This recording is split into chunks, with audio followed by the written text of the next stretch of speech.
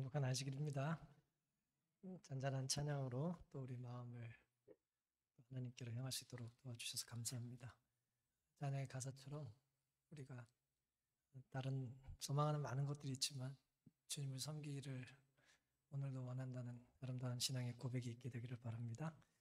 오늘 함께 나눌 은혜의 주제는요, 누가복음 18장 14절인데요. 제가 말씀을 봉독하겠습니다. 누가복음 18장 14절. 내가 너에게 이르노니 이 사람이 저보다 의롭다 하심을 받고 집에 내려갔느니라. 무릇 자기를 높이는 자는 낮아지고 자기를 낮추는 자는 높아지리라 하시니라. 이 본문의 말씀은 예수님께서 이제 바리새인에게 하신 말씀입니다.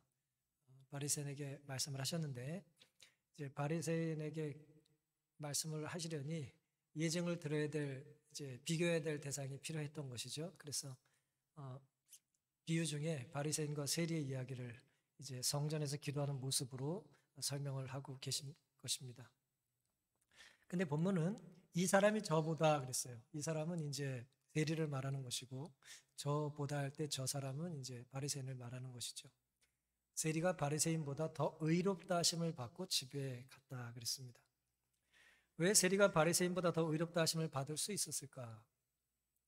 오늘 제목은 누가 의인인가라는 제목을 좀 정해봤습니다. 누가 의인인가, 혹은 누가 의로운가.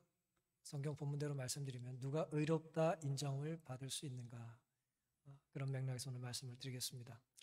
먼저 이제 바리새인을 우리가 좀 생각해 보겠습니다. 누가복음 18장 9절에는 바리새인이 어떤 사람이냐면은 또 자기를 의롭다고 믿는 사람이라 그랬어요. 바리새인이 어떤 사람이라고요? 자기가 의롭다고 믿는 사람이에요. 그런데 자기가 의롭다고 믿다 보면 필경 어떤 행동을 하게 되냐면 다른 사람을 이제 멸시하게 돼 있습니다. 또 자기를 의롭다 믿고 다른 사람을 멸시하는 자들에게, 이제 바리새인을 얘기하는 거예요. 이 비유로 말씀하시되, 그러면서 10절에 이렇게 말씀하셨죠. 두 사람이 기도하러 성전에 올라가니 하나는 바리새인이요 하나는 세리라. 바리새인은 서서 따로 기도하여 가로되, 하나님이여, 나는 다른 사람들 곧 토색, 불의, 간음을 하는 자들과 같지 아니하고 이 세리와도 같지 아니함을 감사하나이다. 나는 일에 2번씩 금식하고 또 소득의 11조를 드리나이다. 이제 이렇게 기도를 드렸어요. 자기가 의롭다고 믿고 다른 사람을 이제 멸시했다고 그랬는데, 이 내용을 정리하면 이래요. 자타, 이 사람은 뭐예요? 의인이에요. 자기 스스로 의인이라고 생각했고 남들이 봐도 이 사람은 어떤 사람이에요? 의로운 사람이에요. 여러분이 지금까지 살면서 봤던 가장 경건한 어떤 그 신앙의 모델이 혹시 있으시다면 죄송하지만 그 사람보다 더 경건한 사람이에요. 바리새인은 우리가 흉내내기 힘들 만큼, 범접하기 힘들 만큼, 살면서 만나보기 힘들 만큼의 거룩한 삶을 추구했던 사람들입니다. 그런데 이 바리새인들은 자신이 정한 의의 표준을 이제 철저하게 지켰어요. 여러분 연초에 계획 세우시죠, 보통. 지금 10월인데요. 연초에 세운 계획 잘 지키고 계신가요? 연초는 주초의 계획도 우리가 지키기가 힘들어요. 아침마다 세우는 계획도 우리가 지키기가 여간 어려운 게 아니잖아요.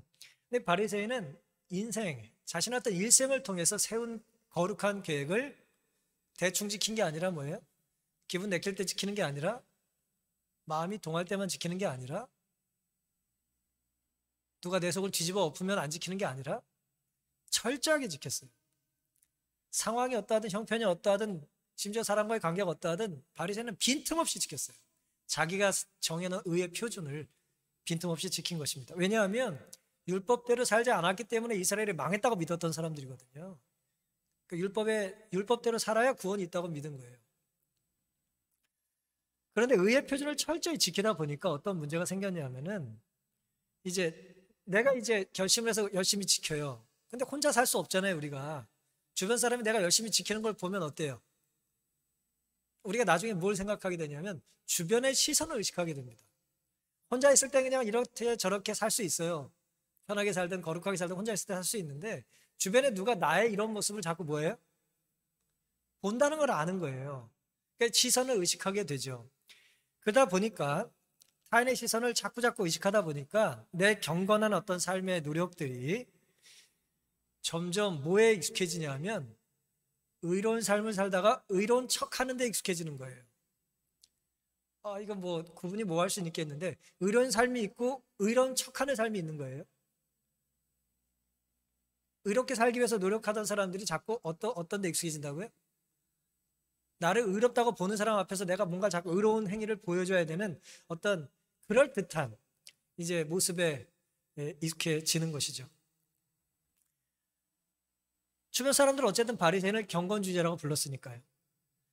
이들의 문제는 모종의 행동 양식이, 그들이 정한 모종의 행동 양식이에요. 뭐 선교가 됐든지 헌신이 됐든지 청지기 직분이 됐든지 뭐 봉사가 됐든지 뭐 예배가 됐든지 뭐 찬양이 됐든지 어떤 형태로든 신앙인의 삶의 모종의 행동 양식들이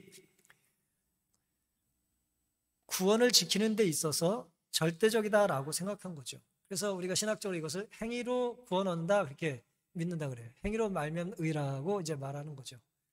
구원을 얻는데 구원의 근거가 뭐예요? 그의 행위였어요. 행위, 행동.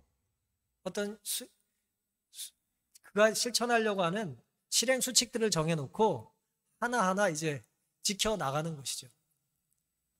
그들의 구원관의 전제는 거룩한 행실이 구원에 도달하게 해준다는 믿음이었어요. 그러니까 구원을 얻으려면 뭐 해야 돼요? 거룩하게 살아야 돼요. 거룩하게 살면 뭘 얻어요? 구원을 얻습니다. 성경이 그렇게 말한다는 게 아니라 바리새인들이 그렇다는 거예요. 그런데 보세요. 거룩함의 내적인 특징들이 있지 않겠습니까? 그러니까 겉으로 드러난 외적인 특징들 말고 내적인 특징이 있겠죠. 그렇죠? 없어요? 있어요. 네. 내적인 거룩함의 특징이 있습니다. 눈에 보여요, 안 보여요? 일단 내적인 특징은 보이지 않겠죠. 마음의 동기 보여요? 보이지 않아요. 우리가 무슨 하나님입니까? 누군가의 마음의 동기를 어떻게 알겠어요? 마음의 동기를 알 수가 없죠. 저 사람의 마음을 하나님께 드렸는지 안 드렸는지 우리가 평가할 수 있습니까? 평가할 수 없어요. 우리는 그냥 겉을 보고 판단하는 거예요. 어떤 사람이 예를 들어 뭐 술 냄새를 풍기고 혹시 교회에 왔다면, 재림교회는 그런 분 없습니다만은 뭐 예를 들어 그런 분이 왔다고 치죠. 뭐 저도 목회하면서 여러 번 경험은 했어요. 그런 분이 계셨으니까요. 그럼 마음이 어때요?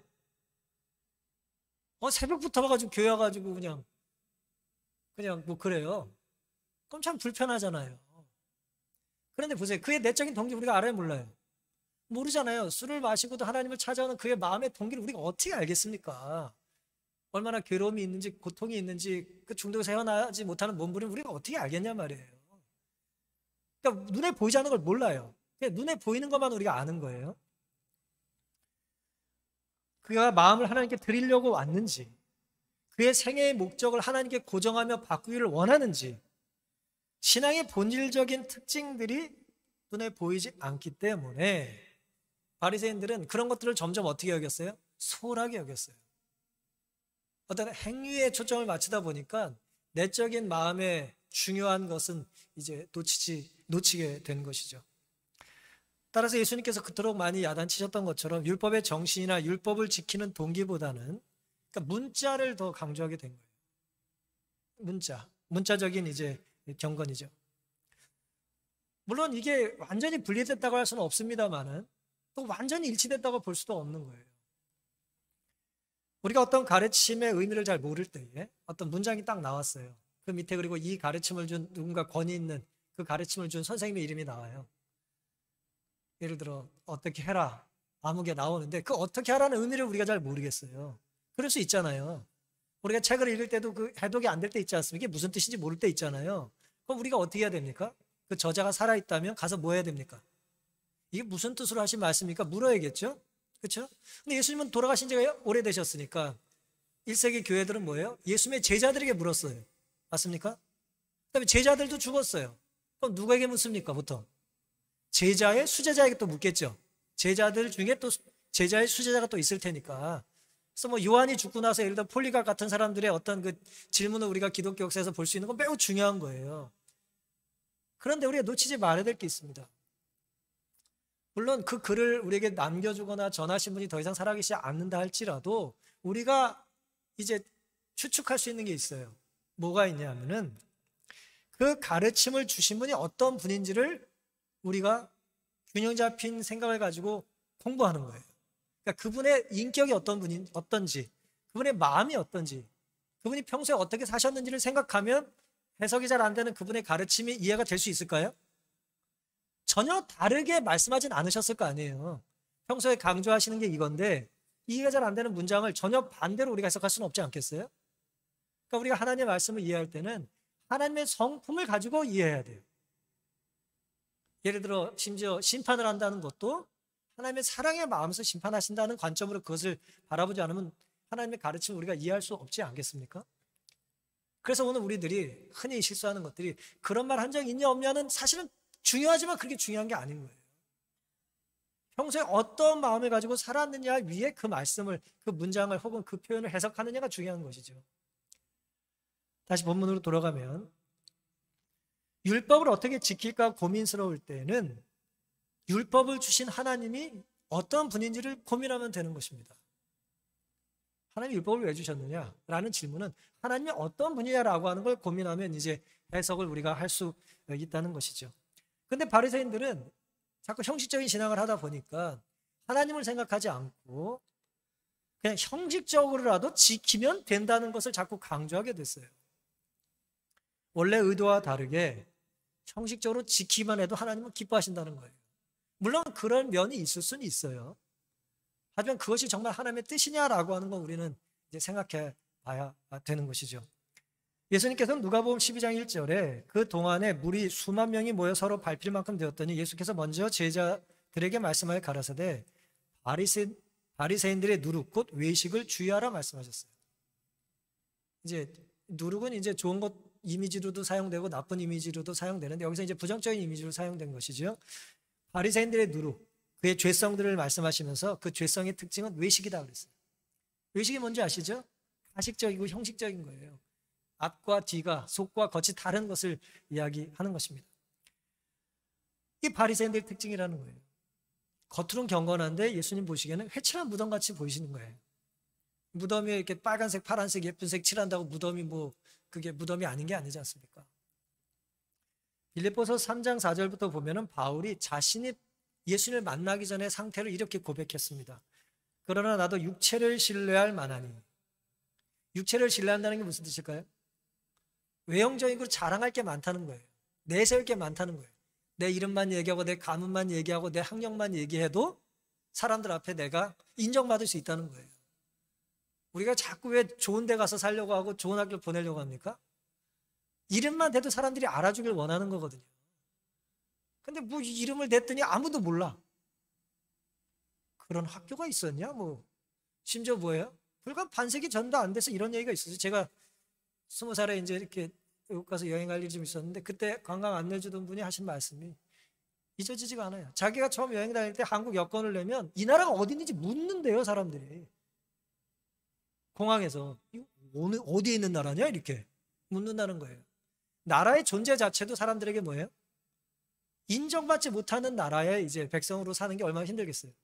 그런데 또 이렇게 말할 수 있잖아요. 내가 그 나라의 수도에서 왔다고 큰 소리를 치면 그 나라도 모르는데 그 나라에서 제일 좋은 학교 나왔다고 누가 알아주냐 말이에요.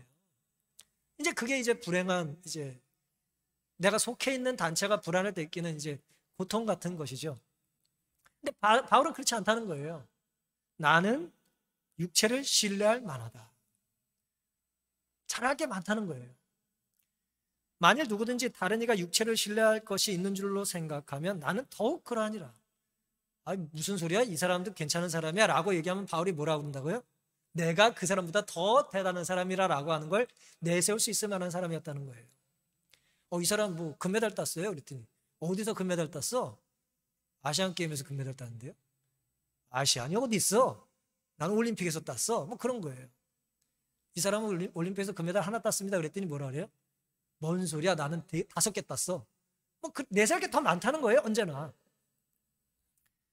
나는 더욱 그러하니라. 내가 8일 만에 할례를 받고 이스라엘의 족속이요 베냐민의 지파요 히브리인 중에 히브리인이요 율법으로는 바리새인이요 그랬어요. 흠없는 사람이라는 거예요. 공격할 게 없어. 빈틈이 없는 거예요. 완전한 사람이라. 겉으로는 완전해요. 공격할 게 없어요. 흔들어도 이렇게 뭐 먼지가 털면 먼지가 좀 나야 되는데 뭐 털면 털수록 무슨 미담만 나와. 아, 이건 뭐 밝히려고 한 건 아닌데 그러면서 자꾸 뭐 좋은 얘기만 자꾸 나와요. 이렇게 주변 사람들 통해서. 바울이 그런 사람이었어요.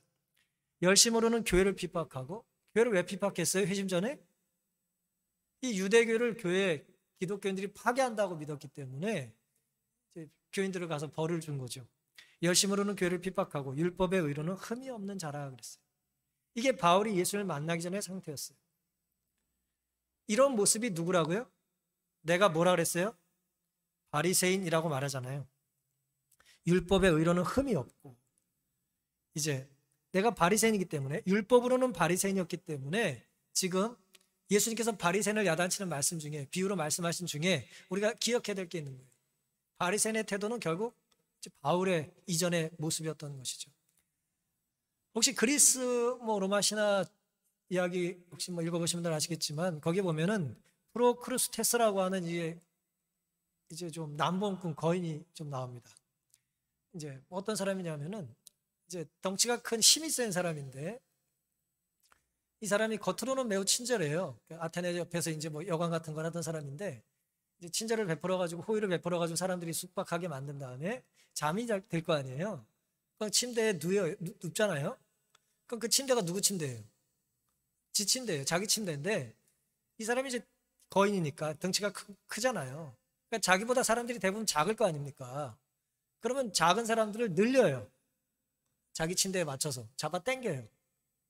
그래서 이제 죽이는 거예요. 그리고 어쩌다 자기보다 더 큰 사람이 오면 어째요? 자기 침대를 좀 조절해서 줄이거나 아니면 또 조절한다는 말도 있으니까 아니면 긴 사람은 뭐예요? 죄송하지만 잘라요. 그러니까 자기 침대 사이즈에 맞는 거예요. 신데렐라 무슨 뭐 유리구두도 아니고 내 침대에 딱 맞는 사람이 나올 때까지 이제 나쁜 짓을 계속 하는 것이죠. 요즘은 뭐 심리학 용어로 이제 좀 사용되기도 합니다만은 프로크루스테스의 침대 같은 이제 이 그리스의 신화의 이야기처럼 이 바리새인들은 자기가 세운 기준에 맞춰서 이 기준과 다른 사람들은 뭐예요? 잘못됐다고 본 거예요. 위험하죠? 위험하잖아요. 왜 이런 행동을 했을까요? 확신이 있었기 때문이에요.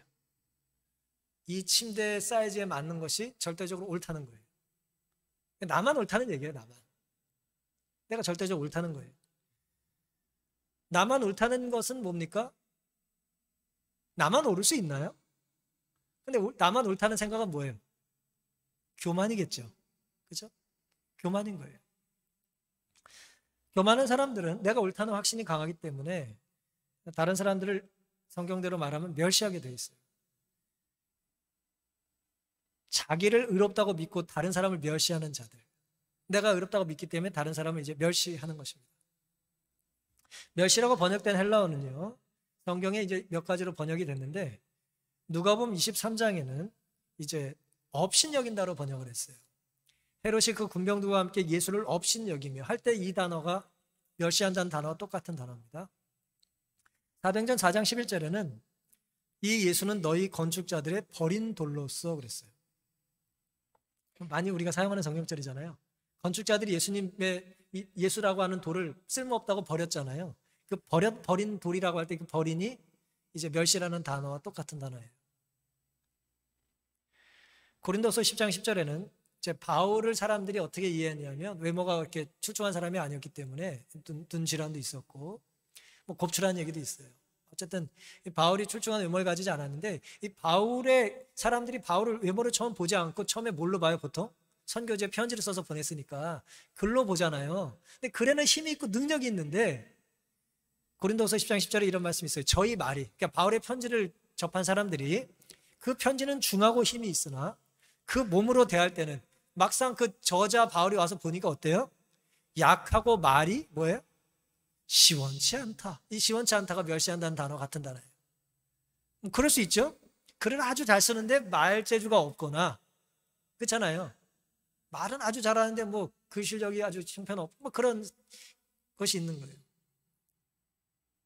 바울이 이제 글은 아주 힘있게 썼지만 외모가 현찮다고 이제 비아냥을 당한 것이죠. 이게 이제 바리새인들이 멸시했다라고 하는 것들의 성경적인 몇 가지 단어의 용례가 되겠습니다. 자기 의로 꽉 찬 타인을 멸시한 바리새인들의 또 다른 문제는 멸시는 멸시로 끝나지 않고요. 이제 분리하게 돼 있어요. 바리새라는 말 자체가 이제 분리주의자라는 뜻입니다. 거룩이란 말도 분리라는 뜻이지만 바리새, 예수님께서 야단 많이 치셨던 바리새인들도 분리한다는 뜻이에요. 그러니까 분리라는 건 이제 두 가지 의미가 있는 거죠. 긍정적으로 분리하는 게 있는 거고 구별하는 것이죠. 그렇죠? 부정적인 이제 구별이 있는 거예요. 겸상하지 않겠어? 뭐 너랑 어떻게 같이 먹을 수 있나? 불가촉, 이제 인도에서 문제가 많이 되는 접촉 자체를 이제 하지 않는 거죠. 불가촉 천민들에 대한 비슷한 개념이겠습니다. 자신은 너무 선하기 때문에 다른 사람과 어울릴 수 없어요. 어울리긴 너무 선해요. 그는 이렇게 말했습니다. 토색, 도적질을 말하는 거예요. 불의, 간음을 하지 않았다 그랬어요.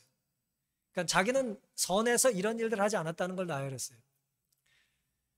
그 다음에 금식을 했다 그랬어요. 1회에 2번 금식을 했다 그랬어요. 유대인들은 공식적으로 1년에 딱 한 번만 금식했어요. 대속제례만 금식을 했습니다. 근데 이 사람은 1년에 2번이 아니라 일주일에 2번 금식을 했어요.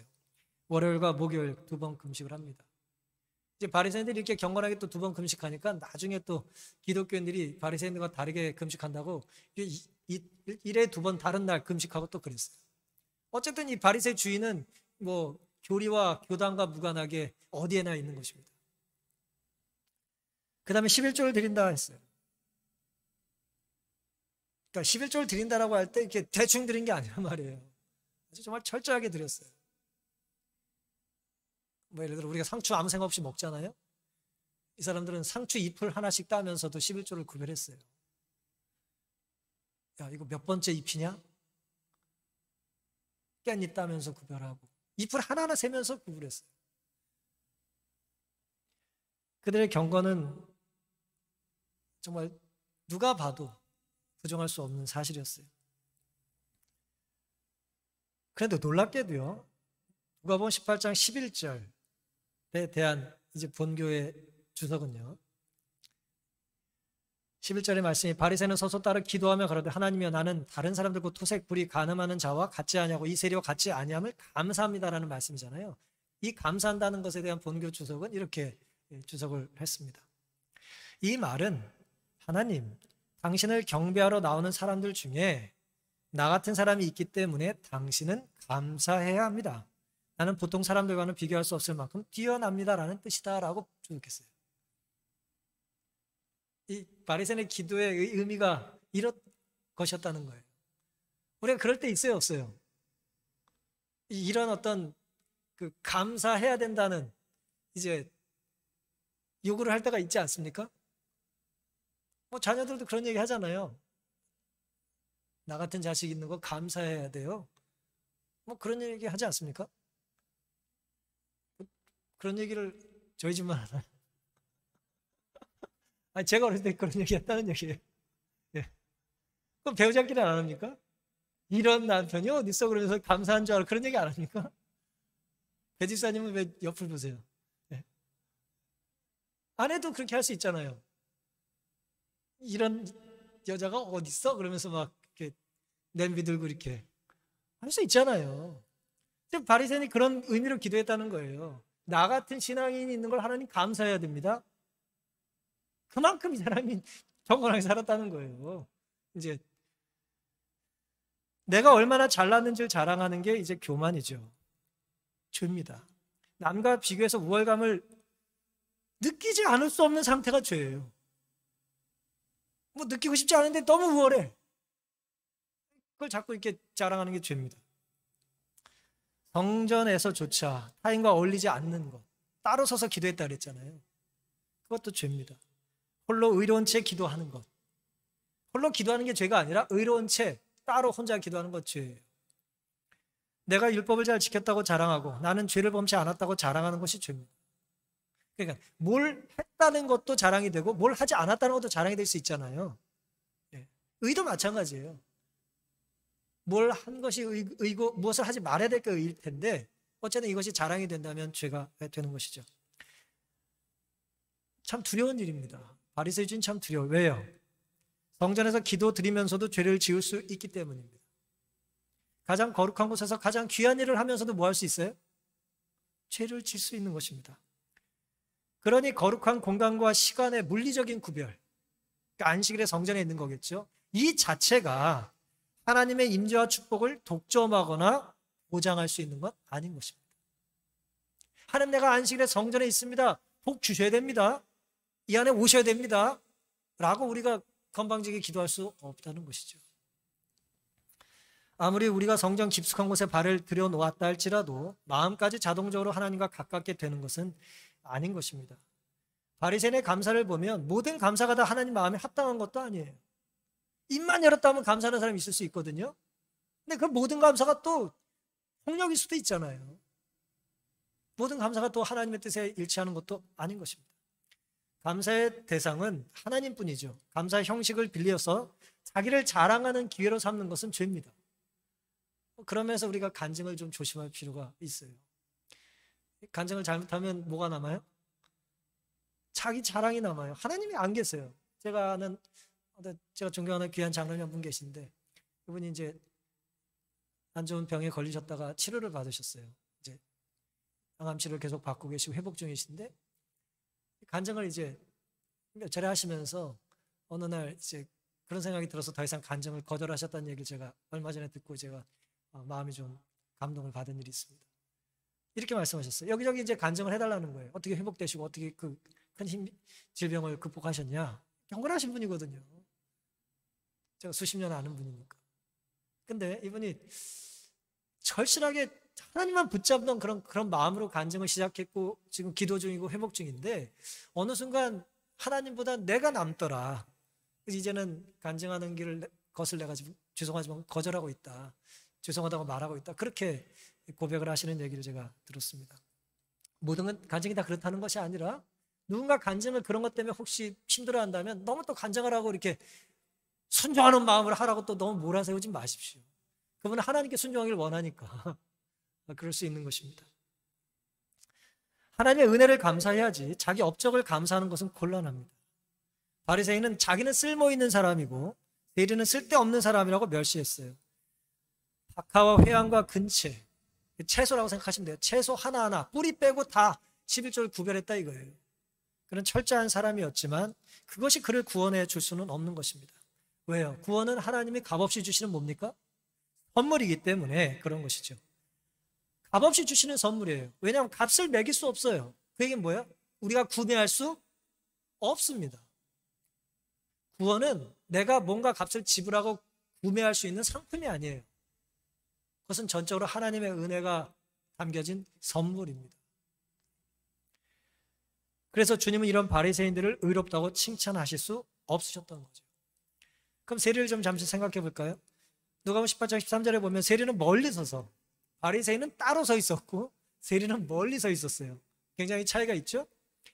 감히 눈을 들어 하늘을 우러러 보지도 못하고 성전에 와서도 뭐예요? 하늘을 우러러 보지 못해요. 경건한 유대인들은 손을 들고 하늘을 향해서 이렇게 기도를 했단 말이에요. 세리는 자기는 하늘을 쳐다볼 수가 없어요.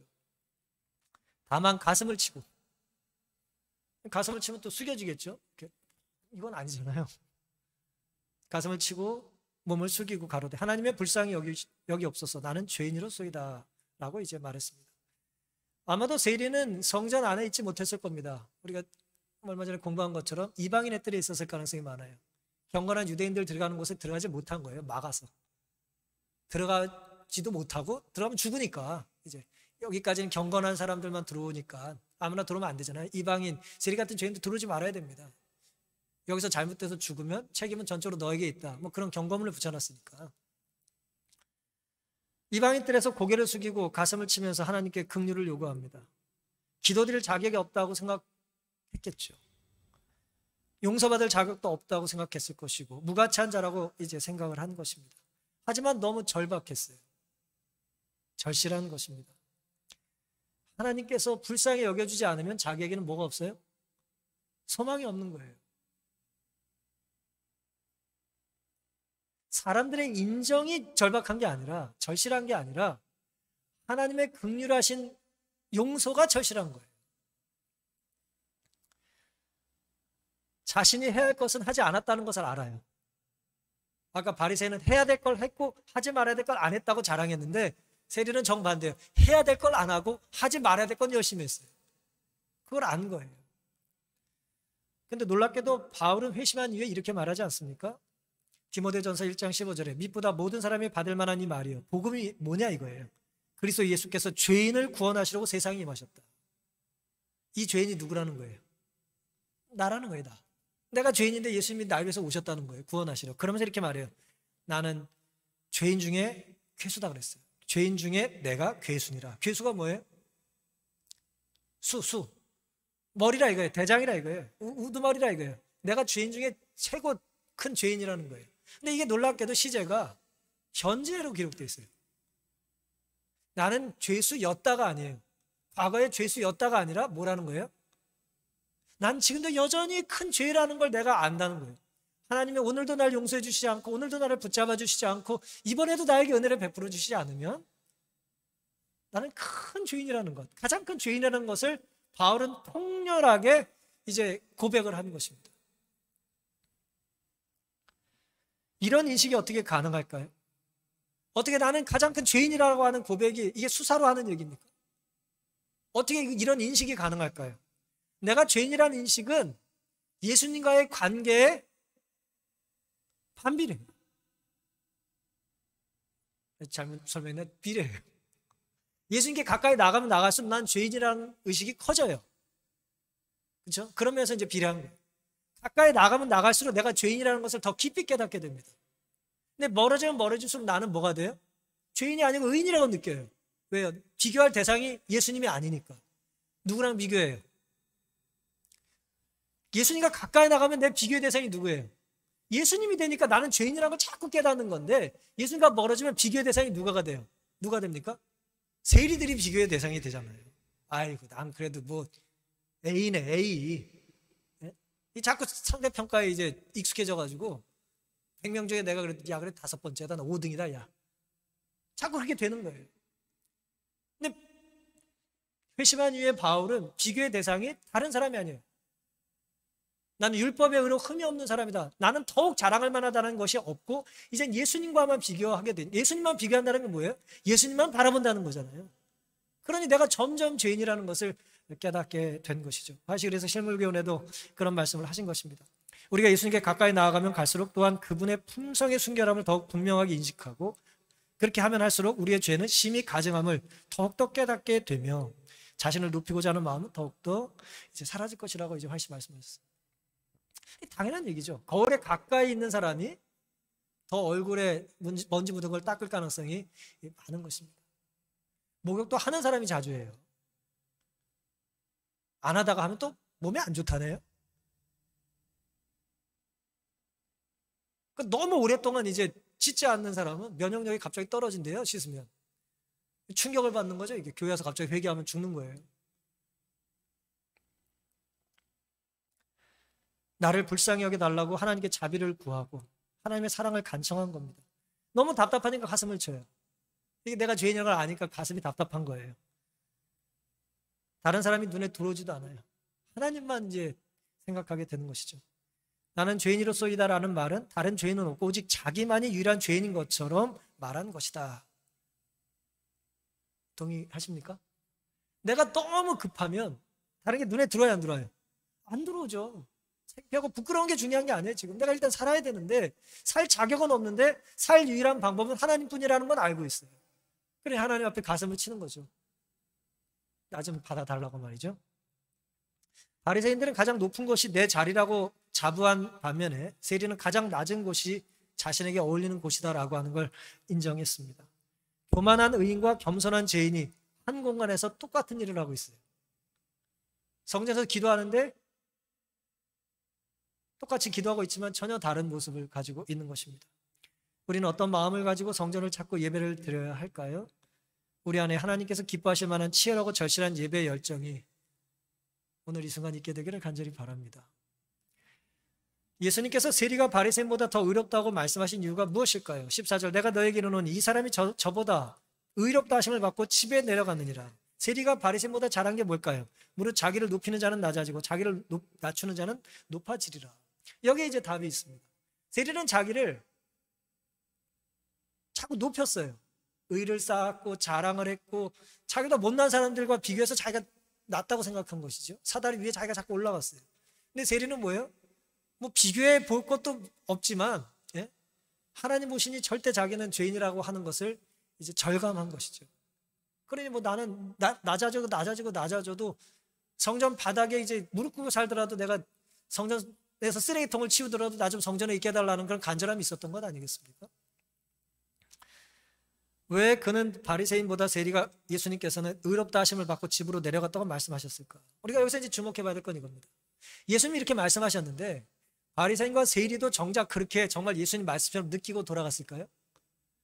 세리가 집에 가면서 나는 의인이 아니야 라고 하고 가고, 세리는 이제 나는 의인이 됐네 그리고 갔을까요? 전혀 그러지 않았겠죠. 이건 예수님의 평가고 예수님의 말씀이지 그들이 그런 느낌을 가졌던 건 아닐 겁니다.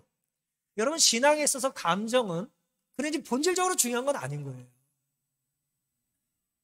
내가 아무리 의롭다고 내가 얘기하고 사람들이 의롭다고 칭찬해 주는 것이 예수님 보시기에도 항상 그런 것은 아닌 것이죠.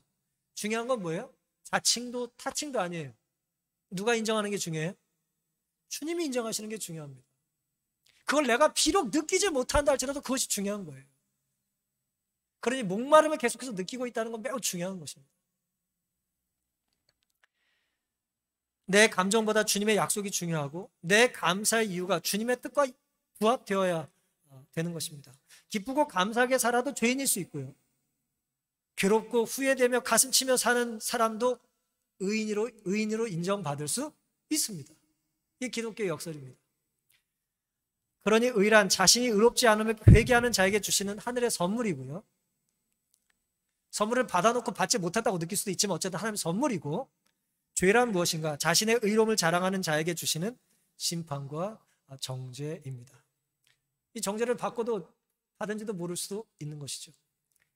하나님의 은혜는 우리가 의롭게 되는 데 있어서 하나님의 은혜는 절실한 것인데, 바리새인들은 자신이 하나님의 은혜를 필요로 할 만큼 죄인이 아니라고 느꼈기 때문에 하나님의 용서를 받을 수 없었던 것이고요. 세리는 반대였기 때문에 용서를 받고 은혜를 경험할 수 있었던 것입니다. 부자 선지자 화이트의 표현을 빌자면 바리새인의 기도엔 그리스도의 공로라는 향이 동반되지 않았다는 거예요. 우리의 기도는 누구의 이름으로 드립니까? 예수님의 이름으로 드리는 이유는 뭐예요? 예수님의 이름이 아니면 우리의 회개는 효과가 없는 거예요. 그래서 우리가 기도의 향에는 항상 예수 그리스도의 향이 함께 올라가야 되는 것입니다. 그 향은 어떤 향이에요? 그리스도의 십자가라고 하는 예수님의 공로가 이제 우리를 구원하는 보장이 되는 것입니다. 그런데 마치 부도난 것처럼 말이에요. 아무리 그 수표를 써도 쓸 수 없는 것 같은, 예수님이 사인이 들어가지 않으면 그건 부도난 것과 마찬가지예요. 용서라고 썼는데 용서가 안 된 거죠. 지불이라고 썼는데 지불이 안 된 거죠. 십자가로 예수님께서 우리에게 주신 구원이라는 사인이 반드시 있어야 되는 것입니다. 우리의 삶에. 데이빗 매너라고 하는 분이 쓴 책을 읽다 보니까 흥미로운 이야기가 하나 있더라고요. 이분이 이제 경건한 신앙이 있는데 필리핀에서 이제 선교 사역을 했답니다. 그래서 함께 영적인 지도자들과 함께 열심히 전도를 하다가 어느 날 이제 휴양을 하러, 이제 필리핀에 좋은 바다 많으니까 휴양을 하러 이제 바닷가에 간 것 같아요. 스노클링을 하러 갔는데 같이 간 사람들은 이제 영성이 뛰어난 거에 비해서 수영 실력이 형편없었대요. 어느 정도 형편없었냐? 아무도 수영을 못했대요. 여러분, 수영을 하러 이제 바닷가에 갔는데 스노클링을 하려면 물속에 들어가야 되는데 물을 무서워하고 수영을 못해요. 그럼 어떻게 할까요? 못하는 거죠. 그런데 이제 구명조끼를 입고 또 그래도 여기까지 왔는데 아깝지 않냐? 그러니까 이제 뭐 안경 쓰고 뭐 파이프 연결하고 이제 그렇게 되면 뭐 배 끝에 붙잡고 안 들어간다고 막 다들 난리가 난 거예요. 그때 이제 이분이 이렇게 말을 했답니다. 두려움을 갖지 말고 이제 물가에 한번 들어가 봐라. 그러면서 이제 찬찬히 설득을 한 거예요. 구명조끼를 벗고도 스노클을 사용하면 물 위에서 수영할 수 있다고 얘기를 한 거예요. 이게 말이 쉽지 실제 쉽습니까? 근데 놀랍게도 이 사람들은 성숙한 그리스도인들이잖아요. 그래서 뭘 잘했냐면 믿는 걸 잘했대. 그러니까 자기 말을 그 사람들이 잘 믿어줬다는 거예요. 그래서 이렇게 말한 거예요. 구명조끼를 벗고도 물속에 들어가면 빠져 죽지 않는다. 놀랍게도 1시간이 채 되지 않아서 다들 구명조끼를 벗어 던지고 스노클을 하면서 물고기 구경을 한 거예요. 너무 신기하지 않습니까? 어떻게 그럴 수 있었는가? 누구 말을 들은 거예요? 수영을 잘하는 이 사람 말을 듣고 물에 빠져 죽지 않는다는 말을 들은 거예요. 근데 더 놀라운 건 뭐냐면 그 중에 한 사람이 나중에 이런 말을 한 거예요. 그들은 이미 하나님을 의탁하는 것을 배웠기 때문에 믿음 좋은 사람의 말을 잘 들었는데 그 잘 들었을 때 이 사람이 했던 한마디가 매우 이제 통찰력 있는 거예요. 기뻐하면서 이렇게 말했대요. 물속에서 수영하면서. 내가 물에 뜨기 위해 아무것도 하지 않아도 된다는 것을 아무도 가르쳐 주지 않았어요. 지금까지 살면서 그 사람들이 물속에 들어가가지고 바다에서 아무것도 하지 않아야지 돼 라고 하는 걸 아무도 가르쳐 주지 않았다는 거예요. 이게 이제 수영을 할 줄 모르는 분은 이제 헷갈리는데 무슨 하는 분들이 이게 무슨 얘기인지 알죠. 물속에 들어가면 힘을 빼야 돼요? 줘야 돼요? 힘속에 들어가가지고 육체미 하면 됩니까? 안 돼요. 그냥 힘을 빼야 돼요. 힘을 빼면 어떻게 됩니까? 부력으로 뜨는 거예요. 뭐 민물에서도 뜨고 바다에서는 아주 잘 떠요. 그걸 안 알려줬다 이거예요. 근데 그거를 알려주고 자기 믿고 하니까 어때요? 뜨다라는 거예요. 사랑하는 성도 여러분, 온 힘을 빼고 물이 날 뜨게 해줄 거라는 것을 믿음으로 내 무게를 맡길 때 뚱뚱하다고 안 뜹니까? 네? 뚱뚱하면 더 잘 떠요. 다 떠요, 다. 고래도 뜨는데 뭘. 다 떠요. 물에 내 몸을 맡길 때 내 몸이 뜨는 것처럼 맡겨야 띄워줍니다. 네? 죄악 세상 고통이 닥쳐올 때 내 의를 의지하지 말아야 되고 내 의를 의지함으로 허우적대지도 말아야 됩니다. 바리새인은 자기 의를 붙잡고 살지만 결국 의롭다 하심을 받을 수 없었던 이유가 여기에 있습니다. 반면 세리는 철저히 자신의 죄를 고백하고 온 힘을 빼고 주님께 자신의 전부를 맡긴 것입니다. 내 몸무게만큼 큰 죄를, 내 나이만큼 많은 죄를, 우리가 연륜이 쌓이면 쌓일수록 뭐예요? 더 의로워지는 게 아니라 하루 더 살면 하루 뭐예요? 어떤 분이 그랬어요. 제 학교 다닐 때 때라고 하는 게 때래요. 시간이라는 게 죄라 이거예요. 오래 살았냐? 오래 죄졌다 그 얘기라 이거예요. 그러니까 우리가 연륜을 더하면서 우리의 죄가 가중된다 할지라도 그것을 누구에게 맡겨요? 예수님께 우리가 맡김으로 나는 죄인이라고 하는 고백을 통해서 우리는 용서받을 수 있다는 것이죠. 로마서 5장 20절 율법이 가입한 것은 범죄를 더하게 하려 함이라. 그러나 죄가 더한 곳에 뭐가 넘쳐요? 은혜가 넘칩니다. 이는 죄가 사망 안에서 왕노릇한 것 같이 우리를 괴롭히는 죄가 사망 안에서 왕노릇하는 것처럼 은혜도 또한 의로 말미암아 왕노릇하여 우리 주 예수 그리스도로 말미암아 영생에 이르게 하려 합니다. 죄가 왕이 되는 게 아니라 은혜가 그리스도가 왕이 될 수 있는 그런 삶을 우리가 살 수 있게 되기를 바랍니다. 로마서 7장 24절 오라 나는 공고한 사람이로다. 비참하다 이거예요. 요즘 여러분과 어떤 이 교회 형편이 주변 환경이랑 참 비슷해요. 오라 장이동 공고하다. 비참하고 소망 없고 불행하고 괴로운 상황이란 얘기죠. 이 사망의 몸에서 누가 나를 건져내려 우리 주 예수 그리스도로 말미암아 하나님께 감사하리로다. 하나님께 감사하는 것이죠. 시편 51편 17절 하나님의 구하시는 제사는 상한 심령이라. 하나님이 상하고 통회하는 마음을 주께서 하나님이여 상하고 통회하는 마음을 주께서 뭐 하지 않아요? 멸시치 아니하신다 그랬어요. 멸시라는 말이 다시 등장합니다. 바울이 자신이 하나님께 큰 죄를 짓고 회개할 때 하나님이 내 마음이 상해가지고 가슴을 치며 회개할 때 나를 째려보지 않는다 이거예요. 나를 멸시하지 않으신다는 거예요. 바리새인들은 세리들을 멸시했지만 주님은 애통해 하는 세리를 긍휼의 시선으로 보시는 것입니다. 우리가 죄인인 것을 고백하는 찢긴 마음을 회복시켜 달라고 간구하는 이 안식일 되기를 간절히 바랍니다. 바리새인만 교만한 게 아니에요. 교만은 누구에게나 있습니다. 이 본문에 등장인물이 2명밖에 없지만은 우리의 삶에는 4명, 6명 많아요. 어떤 모습들이 있습니까? 세리같이 살면서 바리새인처럼 말해. 얼마든지 그럴 수 있어요. 바리새인처럼 경건하게 살지도 않아. 근데 또 그렇게 또 시선은 또 바리새인의 시선을 받고 살아요. 예수님 어떤 분이셨습니까? 누구보다도 경건하셨지만 시선은 누구보다도 따뜻하셨죠. 나 자신에게는 좀 엄격하고 타인에게 긍휼과 사랑을 베풀면 얼마나 좋겠습니까? 가장 좋은 것은 뭐예요? 바리새인이 세리처럼 애통하며 사는 거예요. 얼마나 좋겠습니까? 그러면 경건하게 신실하게 살려고 몸부림치며 살면서 밤마다 와서 애통하면 얼마나 하나님 보시기 이쁘시겠어요. 근데 뭐 세리처럼 살면서 바리새인처럼 뻣뻣하니 이건 뭐 어떻게 하겠습니까? 가슴 아픈 것이죠. 이제는 교만을 버리고 주님 없이 한순간도 살 수 없다는 바울 같은 고백이 우리에게 있게 되기를 바랍니다. 주님의 겸손을 본받고 자랑보다는 필요하면 침묵을, 높아짐보다는 낮아짐을 택할 수 있기를 바랍니다. 우리 삶의 유일한 주인이 예수님인 것을 우리가 고백하고 정말 우리 안에 우리 자신을 의지하려고 하는 바리새 같은 태도를 버리고 내 온몸을 주님께 맡김으로 우리가 바다에서 몸이 뜨듯이 우리의 모든 것들을 주님께 맡김으로 우리의 삶이, 이 교회가, 우리 가정과 우리 자녀와 우리가 안고 있는 모든 이 산적한 문제들이 주님 보시기에 의롭다, 해결함 받을 수 있는 돌아오는 한 주의 우리의 삶이 되기를 바라면서 오늘 말씀을 마치겠습니다.